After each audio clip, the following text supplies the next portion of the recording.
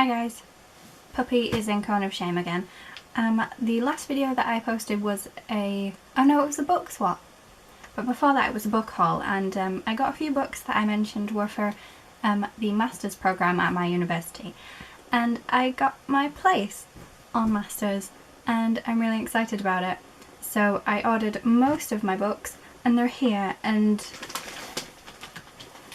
that... Okay, so I'll show you what they are. I got most of them because they were on offer, and I did get them used because there are quite a few of them and I don't want to use up all of my money because that's not a good thing.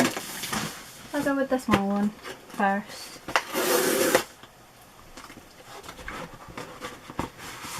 And this is Indecision by Benjamin Kunkel. I have no idea. This is for the... Oh. I'll get my book to tell you what they're for. Okay, so Indecision is for neoliberal fictions, which I will be doing, I think, this year. And maybe at the start of next year. Actually, yeah. Start of next year I will be studying this, so I want to get it read this summer. I think that's my plan for all of these books, is to read them this summer. Scissors. There we go. Not for you. Ooh.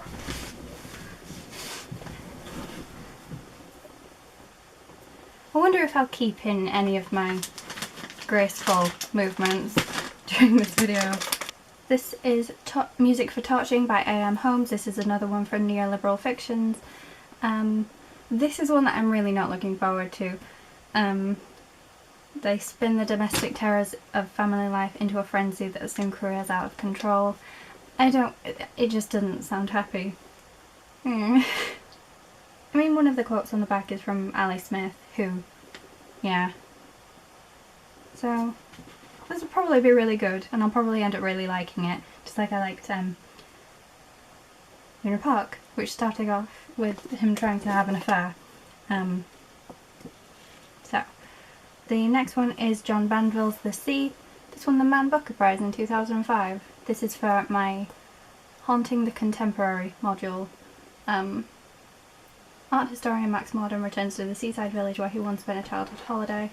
He's both escaping from a recent loss and confronting a distant trauma. Maybe it's kind of like Waves by Sharon Dogar. Though I think that's teen, young adult contemporary, so I don't know if that will be... Oh, actually it has to be supernatural as well. I would really recommend Waves, actually. It's really good. And White Noise, because I didn't have White Noise.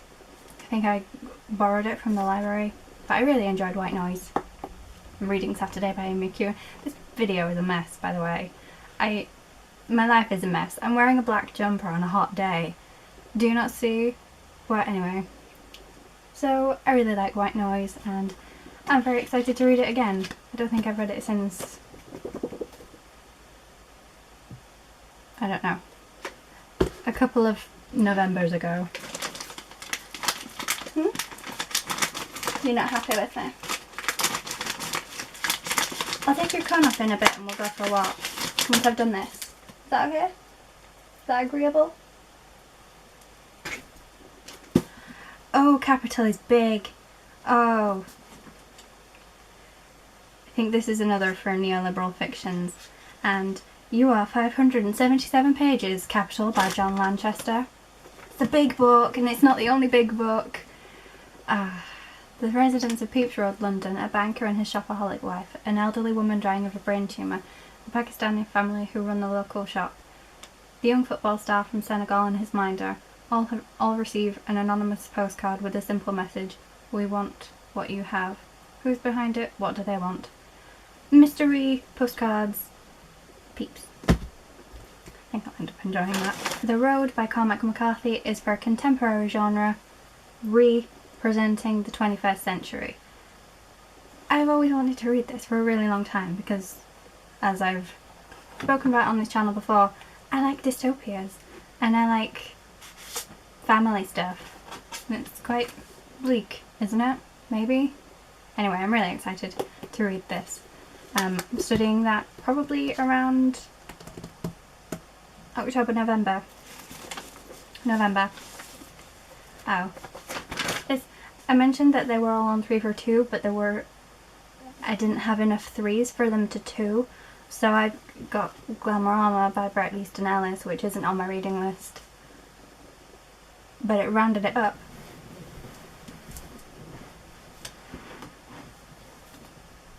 Okay, puppy. I really like Bret Easton Ellis. I read Imperial Bedrooms at the end of last month, I think, and I really enjoyed it, so I want to keep reading more Ellis. I've only got a few more to go now, I think, so I'm looking forward to that. Doris. This is the Golden Notebook. This is one of my Doris Lessings from the Doris Lessing module. The story of Anna Wolfe, a divorced single mother and novelist labouring against the writer's block in 1950s London. Fearful of going mad, she recalls her experiences in 4 coloured notebooks. Okay, I've been brought round. I'm really looking forward to reading that. Here's another Doris. This is The Grass is Singing. Obviously from my Doris Lessing module. Set in Rhodesia. I didn't quite mean to say it like that. Actually, I don't think we're reading that many post-colonial texts. It seems to be quite British and American, this reading list. So it might be good to read this, but again, it's from a white perspective. It's set in Rhodesia. I don't know when Rhodesia gained independence, which I should know, because I've read books set in colonial Rhodesia before. So I feel like I should know that. What are you doing? Okay. A masterpiece of realism, The Grass is Singing is a superb evocation of Africa's majestic beauty. An intense psychological portrayal of lives in confusion and passionate exploration of the ideology of white supremacy. Actually, I think this might be a lot like some of the books that we read on our post-colonial module, but I don't think, because a lot of the books that we're reading this year seem to be kind of really white. Even though Doris Lessing is white, I think she's African. Is she? I don't know.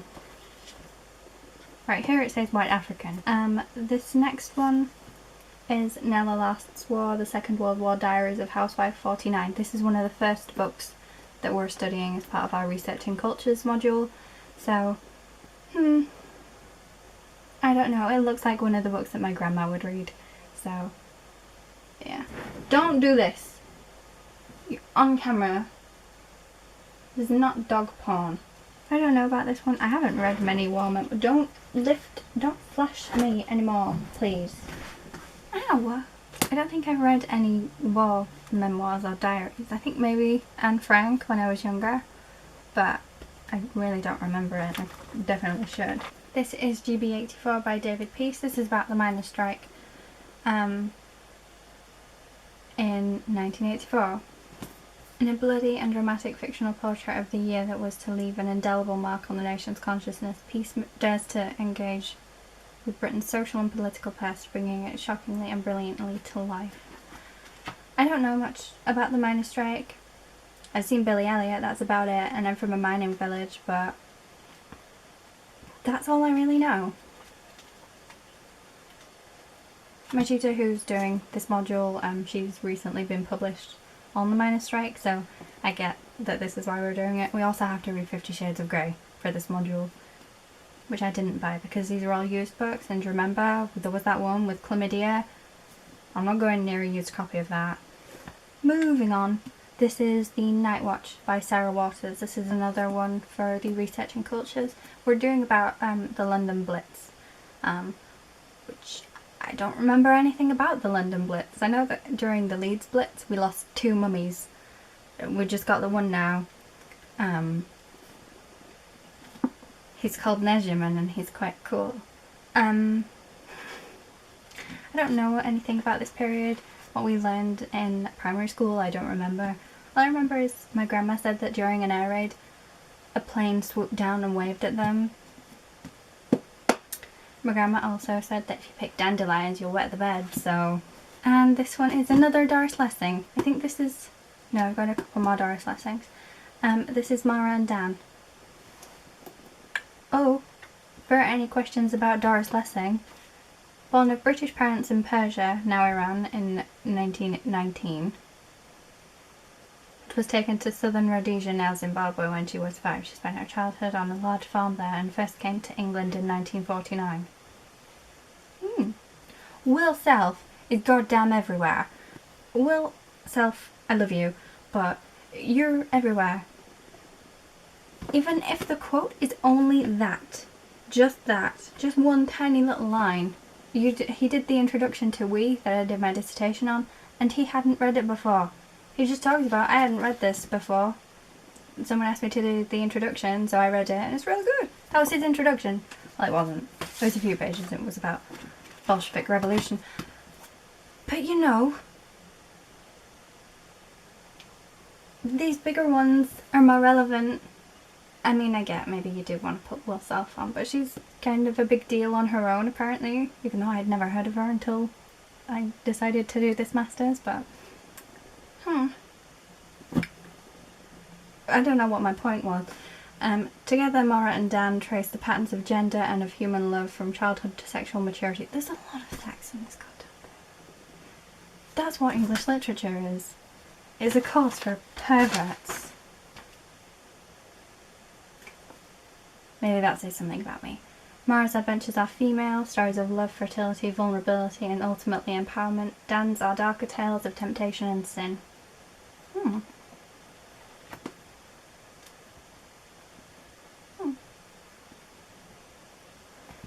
So this is about a brother and sister. It sounds really good. Last one! Yay! Now I have to find somewhere to put them.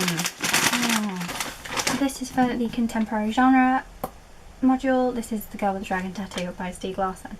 I don't know anything about this. I don't know. I'm not sure that I like this. I've only seen the trailer and it doesn't seem like something I'd enjoy. But, you know, it's one of those thrillers, and I'm not too good at thrillers, but hopefully I'll enjoy it once I get into it. But yeah. This one is another Doris Lessing. This is The Sweetest Dream. An absorbing, at times unsettling journey through 3 decades of the lives of 3 very remarkable women. I don't know who. It talks about Frances on here.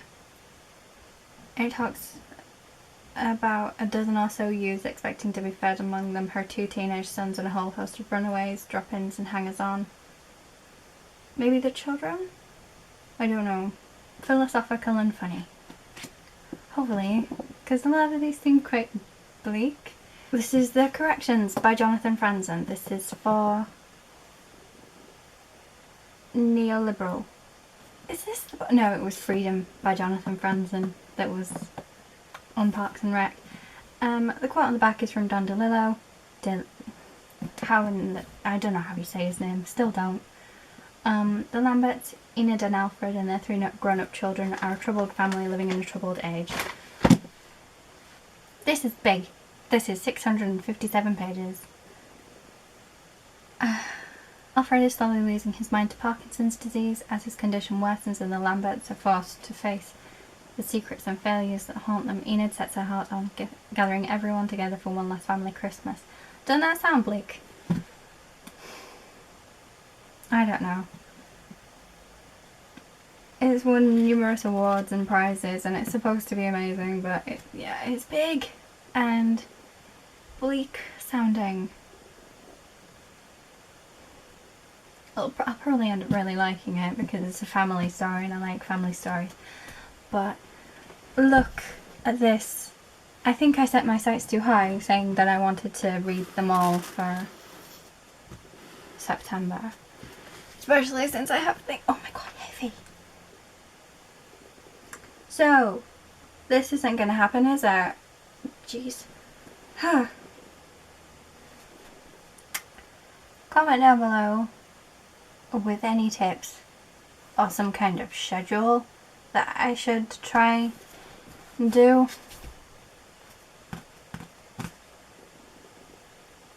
This is actually quite comfortable. Might stay here like this for a while. Why am I here? Not in an existential way, but like, why am I not centered?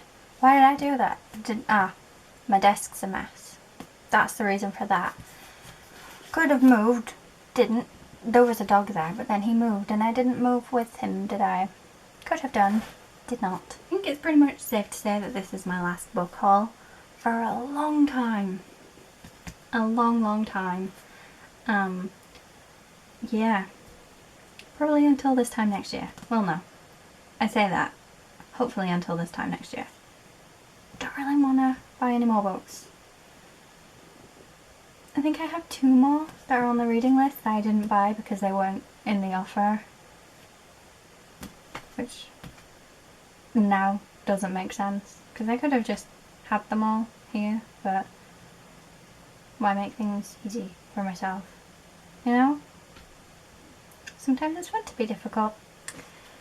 Okay. Bye bye.